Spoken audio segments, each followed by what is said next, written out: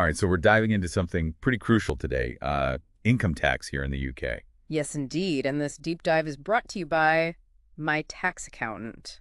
You know, Oh yeah, they're a big name in the UK accounting world, aren't they? that's right. They're really dedicated to helping folks understand all the ins and outs of tax, which can be a bit of a maze sometimes, wouldn't you say? Definitely. Sometimes it feels like you need a degree just to figure out your tax return. Absolutely. So today, with their help, we're going to focus on a specific part of income tax in the UK, and that's how things work a little bit differently for those who live in Scotland. Oh, so right away there's a difference in how income tax is handled depending on where you are in the UK. Yes, when it comes to your earnings from things like wages and your pension, there are actually different sets of rules in Scotland. Interesting. Okay, so even if you know the basics of income tax in England, say things could be completely different in Scotland. Exactly. So you might be familiar with things like the personal allowance. Hmm. That's the amount you can earn tax-free before any tax kicks in. Right. I think everyone looks forward to seeing how much that is each year. Definitely. And that personal allowance, along with how taxes on savings and dividends are handled,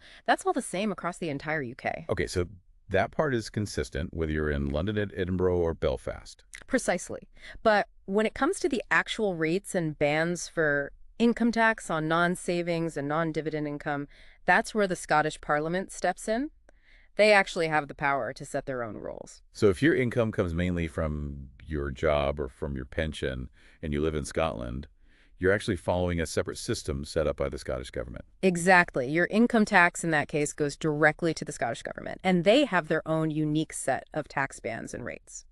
So it's not just about where you physically earn the money, it's about where you primarily reside that determines which set of rules apply. Yes, your main place of residence during the tax year, which remember runs from the 6th of April to the 5th of April, that's what matter. Okay, so someone could work in England but live in Scotland and they'd still be under the Scottish income tax system.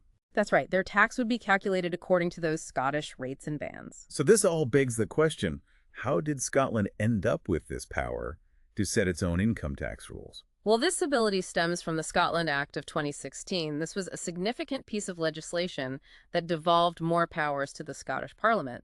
And one of the key areas it addressed was income tax. So it was a deliberate move to give Scotland greater control over its own finances. Yes, the aim was to increase fiscal autonomy for Scotland, allowing them to tailor their tax policies to better fit the needs and priorities of the people living there. That makes sense. So they could potentially adjust income tax rates in a way that aligns with their own social and economic goals. Precisely. And this power specifically for setting income tax rates and bans came into effect in April 2017, so it's been in place for a while now. So how different does the income tax structure actually look on paper in Scotland compared to the rest of the UK? Well, one of the most striking differences is the number of tax bands in Scotland. They have a six-band system for non-savings, non-dividend income. 6 bands? Wow, that sounds a lot more complex than what we're used to hearing about. It is a bit more elaborate. The six bands are the starter rate, the basic rate, then there's an intermediate rate, a higher rate, an advanced rate, and finally the top rate. Okay, so they really break down the income levels into finer categories with these bands. And what about the actual percentage of tax you pay within each band? Those rates range from 19% at the lowest level, the starter rate, all the way up to 48% for the highest earners, those falling into that top rate band. That's a pretty significant range from 19 to 48%. So how does that 6 band system in Scotland compare to the system used in England, Wales, and Northern Ireland? Well, in the rest of the UK, the system for non-savings, non-dividend income is a bit simpler. They use three main tax bands. Okay, so 3 versus 6. That definitely sounds simpler just from the number of bands alone. Yes, those three bands are the basic rate, the higher rate, and then what's often called the additional rate, but many people refer to it as the top rate. Right. Those terms are used interchangeably. And what are the tax rates for those 3 bands? The basic rate is set at 20%, the higher rate is 40%, and the additional or top rate is 45%. Okay, so just at a glance, we can see Scotland has more bands, and the percentages for some of those bands are different too, like that 48% top rate, which is higher than the 45% top rate in the rest of the UK. Exactly. Those differences can make a real impact on how much tax people actually end up paying. Let's dig into the specifics of each band for the current tax year 2024-2025. Yeah, let's break it down and see how these numbers play out for people at different income levels. All right, so first let's start with the common ground. The personal allowance. This is the same for everyone in the UK, regardless of which income tax system they fall under. Right. So this is the amount you can earn before any income tax is deducted at all. Exactly. And for this tax year, 2024, 2025, that personal allowance is set at £12,570. Okay, so anyone earning up to that amount, whether they're in Scotland or England or Wales, pays zero income tax on those earnings. That's right. But it's important to remember that this allowance starts to decrease if your total income exceeds £100,000. Oh, so there's a catch for higher earners. Yes, it's called the personal allowance taper, and it means that for every £2 you earn over £100,000, your personal allowance is reduced by £1. So the more you earn above that threshold, the less you benefit from the tax-free allowance. Exactly. And if your income goes beyond £125,140, you lose the personal allowance entirely. So those earning above that very top level have no tax-free allowance at all. That's correct. And this aspect of the personal allowance and how it tapers off applies consistently across the whole UK. Okay, so that's the common starting point, but things start to diverge after that £12,570 mark, right? Absolutely. In Scotland, the first tax band you encounter after the personal allowance is the starter rate. Starter rate, what does that apply to? This rate applies to earnings between $12,571.07 and $14,876.05. So just a small sliver of income above the personal allowance. Okay, and what's the actual percentage of tax on that income? The starter rate is set at 19%. 19%. Okay. And is there an equivalent to this starter rate in the income tax system used in England, Wales, and Northern Ireland? No, this particular band with its lower starting rate is unique to the Scottish income tax system. You won't find it anywhere else in the UK. So Scotland has this extra step at the beginning for a small portion of income. Exactly. And then following the starter rate in Scotland, we move on to the basic rate. And what income range does that cover? The basic rate in Scotland applies to earnings between $14,877 and $26,561, and the tax rate here is 20%. Okay, 20%, and I assume there's a basic rate in the rest of the UK as well. Yes, there is, and it's also set at 20%, but the key difference is the income range it covers in England, Wales, and Northern Ireland. The basic rate applies to a much wider band of income from £12,571 all the way up to £50,270. So that's a considerable difference. Someone earning, say, £30,000 would already be in a higher tax bracket in Scotland than if they were living in England. That's right. They'd have moved beyond the basic rate in Scotland, but would still be within that 20% band in England. Interesting. So the way these bands are structured can make quite a difference in how much tax people pay. Absolutely. And continuing on with the Scottish system, we then have the intermediate rate. This one is another band that's specific to Scotland. Okay, so no equivalent in the rest of the UK. What income level does this intermediate rate apply to? It kicks in for earnings between $26,562 and $43,662, and the tax rate for this band is 21%. 21%. Got it. So we've got these three bands in Scotland, starter, basic, and intermediate, each with their own rates and thresholds, and none of them directly mirror the system used in the rest of the UK. Exactly. And then things get even more interesting when we look at the higher income levels. Okay, let's talk about those higher bands. What comes after the intermediate rate in Scotland? Next up is the higher rate, which applies to earnings from $43,663 to £75,000, and the tax rate for this band is 42%. 42%, right? And how does that compare to the higher rate in England, Wales, and Northern Ireland? Well, their higher rate is a bit lower. It's set at 40%, but it doesn't kick in until you earn above 50,270 taels, and it continues up to 125,140 pounds. So there's that overlap again where someone earning, say, between 45,000 and 50,000 would be paying a higher rate in Scotland than they would in England. Precisely for that income range, the Scottish system has a higher tax rate. Okay, and then what follows the higher rate in Scotland? We then have the advanced rate, which applies to earnings between £75,001 and £125,140, and the tax rate for this band is 45%. Another band unique to Scotland, it seems. That's right. The rest of the UK doesn't have a direct equivalent to this advanced rate. So just to recap, we've gone through the starter, basic, intermediate, and higher rates in Scotland, all of which have some key differences in their rates and thresholds compared to the rest of the UK. Exactly. And now we arrive at the final band for the highest earners, both in Scotland and in the rest of the UK. Okay, so this is the top tier for income tax. What's it called in Scotland? In Scotland, this top band is called the top rate, and it applies to any earnings above £125,140. Above £125,140. And what's the tax rate at this level? The top rate in Scotland is set at 48%. 48%. So that's higher than any of the other rates we've discussed. And what's the equivalent in England, Wales, and Northern Ireland? They call their top band the additional rate. But as we mentioned earlier, many people also refer to it as the top rate, and it also applies to earnings above £125,140. So the threshold is the same, but what about the rate? The additional rate in the rest of the UK is set at 45%. So even at this very top level of income, there's a difference in the tax rate, with Scotland having a slightly higher rate than England, Wales, and Northern Ireland. That's right, even those with the highest incomes are subject to this variation in rates between Scotland and the rest of the UK. It's really fascinating to see how these two systems diverge and how the rates and bands create different tax scenarios for people. Absolutely, and these differences can have a real impact on people's take-home pay depending on where they live and how much they earn. Exactly. So let's delve into some real-world examples to illustrate how these different rates actually play out for people. Sure, let's start by considering someone earning £50,000 per year.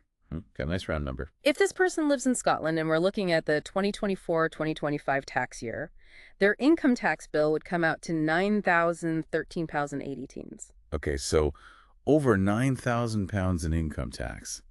And what if someone earning that same £50,000 lived in England instead? Well, their income tax bill would be significantly lower. They would pay $7,486. Wow, so that's a difference of over £1,500 in income tax just based on where they live. Exactly. That's a substantial amount of money that could make a real difference in someone's budget. Definitely. So location really matters when it comes to income tax in the UK. Let's look at another example, maybe someone earning a bit less, perhaps a nurse. Sure, let's say we have a nurse earning £38,000 per year. Okay, a respectable salary, but not in that super high earner category. Right. If this nurse is a Scottish taxpayer, their income tax for the year would be £5,193.80. And what if they lived in England instead? Their tax liability would be £5,086, so a much smaller difference in this case, just over £100. So the gap in income tax seems to narrow at this lower income level. It's not as dramatic as that £1,500 difference we saw with the £50,000 earner. That's right, and it highlights how the impact of these different tax systems can vary depending on your specific income. Okay, let's jump up the income ladder again. What about someone in a management position earning a bit more? Let's take a manager with an annual income of £60,000. All right, so a higher earner now. In Scotland, this manager would pay £12,413.80 in income tax for the year. Over £12,000, and how does that compare to what they would pay in England? In England, their income tax bill would be £9,886, so a difference of over £2,500. So the gap widens again at this higher income level. It seems like higher earners in Scotland are generally paying more in income tax compared to their counterparts in England. That's a fair observation based on these examples. But what about those on lower incomes? Does the Scottish system ever result in them paying less income tax? Yes, it can. Let's consider someone earning £20,000 per year. Okay, someone in a lower paying job, perhaps? If they live in Scotland, their income tax would be £1,463.80. And in England? In England, someone earning the same amount would pay $1,486. So in this case, the person living in Scotland actually pays slightly less income tax. Exactly. They would save a small amount, and this is likely due to that starter rate we discussed earlier, which offers a lower tax rate on the first portion of income above the personal allowance. So that lower starting rate in Scotland can actually be advantageous for lower earners. That's right. It provides a small benefit in those lower income brackets. This is all really interesting, but I'm sure some of our listeners are wondering, how do they even know for sure if they're considered a Scottish taxpayer? That's a great question. The key factor is where your main home is located for the majority of the tax year, that period from April 6th to April 5th. So it's not about where you were born or have lived in the past. It's about your primary residence during that specific tax year. Exactly. If you live in Scotland for more than half of that tax year, you'll generally be treated as a Scottish taxpayer for income tax purposes. Okay, and what if someone moves mid-year? If you move during the tax year, it comes down to where you spent the most days. So you really need to keep track of those days if you're moving between Scotland and other parts of the UK during the tax year. It's a good idea to do so, to avoid any confusion about which tax rules apply to you. Is there any easy way for people to check if their income tax is being calculated under the Scottish system? Yes, there's a handy clue on your payslip, your tax code. Oh, the tax code. Most people probably just glance at it and don't pay too much attention. It's worth taking a closer look. If you're living in Scotland, if you are a Scottish taxpayer, your tax code will usually start with the letter S. Ah, so that's the giveaway. Exactly. For example, you might see a tax code like S1257EL. That S is the indicator that your income tax should be calculated using the Scottish rates and bands. And it also signals that the income tax you pay is going to the Scottish government rather than to the UK government. Precisely. And it's really important to make sure you have the correct tax code on your payslip if it's wrong. You could end up paying either too much or too little tax. Right, especially with all these variations in rates and thresholds, a wrong tax code could really mess things up. Absolutely. I've even seen cases where people were overtaxed because their tax code wasn't updated correctly to reflect their status as a Scottish taxpayer. Oh, wow. Can you give us an example? Sure. I once helped a client in Glasgow who had moved from England. They were being taxed as an English taxpayer for several months, even though they were living and working. And the most important thing to remember is that the income tax you pay on your wages and pensions can be different depending on where you live in the UK. It's not a one-size-fits-all system. Exactly. Scotland has its own set of rules for income tax rates and bans, thanks to those devolved powers we discussed earlier. So it creates a more complex picture for those living in Scotland. They need to be aware of these separate rules. Absolutely. These differences can mean you pay more or less tax depending on your income level and the specific rates and thresholds in each system. And with all these variations, it sounds like seeking professional advice is crucial, especially for those living in Scotland or thinking about moving there. I would highly recommend it. Trying to navigate these complexities on your own can be tricky and could potentially lead to mistakes or missed opportunities for savings. So if you're feeling a bit lost in the world of income tax, who would you suggest our listeners turn to for help? Well, the experts at My Tax Accountant are a great resource. They have a deep understanding of both the Scottish and the rest of the UK income tax systems. They've helped us break down these differences today, so they definitely know their stuff. Absolutely. They can offer personalized advice based on your individual circumstances and help ensure that your tax is handled accurately and efficiently.